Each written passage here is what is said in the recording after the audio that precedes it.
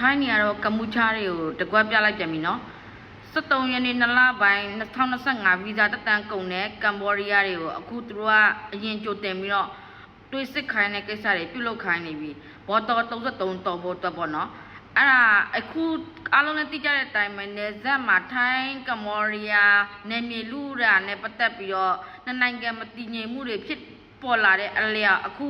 လောက်သားတွေနဲ့ပတ်သက်ပြီးတော့ကမ္ဘောဒီးယားလူမျိုးတွေကဒီမှာထိုင်းနေမှာမျက်နှာငယ်နဲ့အလုံးလုံးနေကြရတာပေါ့နော်အဲ့ဒီမှာဆိုရင်တော့ဖြင့်အခု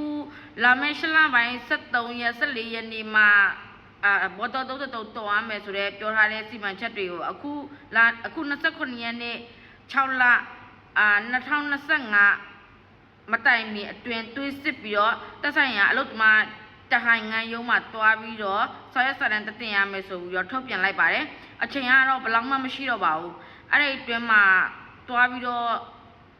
တွေးစစ်ပြီးတော့တွားပြီးတော့တင်ရမှာပေါ့နော်တွေးပြမြန်စစ်ဖို့တော့လိုတယ်တော်ရီတာပေါ့ကမ္ဘောဒီးယားတခုပဲမလို့ဘာလို့လဲဆိုတော့သူတို့ကလူတော့တအားမများဘူးလေမြန်မာပြည်သားလိုမျိုးပေါ့နော်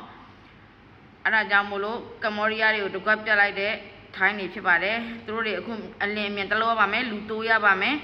ကိုယ်ကလေးကြရင်တော့ဘယ်လိုလာအောင်မလဲတော့မသိဘူးနော်ဆက်ယုံအလုံးယုံတမားတွေတာဝန်ယူရဲဆိုတော့အုပ်စုဝေရစိတ်ပူစရာတိတ်မလို့ပေါ့နော်အပြစ်ပါဒီတိုင်းနေတဲ့သူတွေတမားတော့အနေနဲ့လိုက်လို့ရှာမှာပတ်စံကုန်ကြတွေပါရှိမှာပေါ့ဘာဖြစ်ပြောအားလုံးအောင်မြင်နဲ့တက်တန်တိုးပြီးတော့အလုပ်ကိုဒီရကြဖို့ပဲဆုတောင်းပေးပါတယ်ကျေးဇူးတင်ပါတယ်ရလာတဲ့ update သတင်းကိုလည်းပြောပြတာဖြစ်ပါတယ်ရှင်ကျေးဇူးတင်ပါတယ်မေးတရားရှိမေးခွန်းလို့ရပါတယ်ရှင်ကျွန်မဟန်နီပါ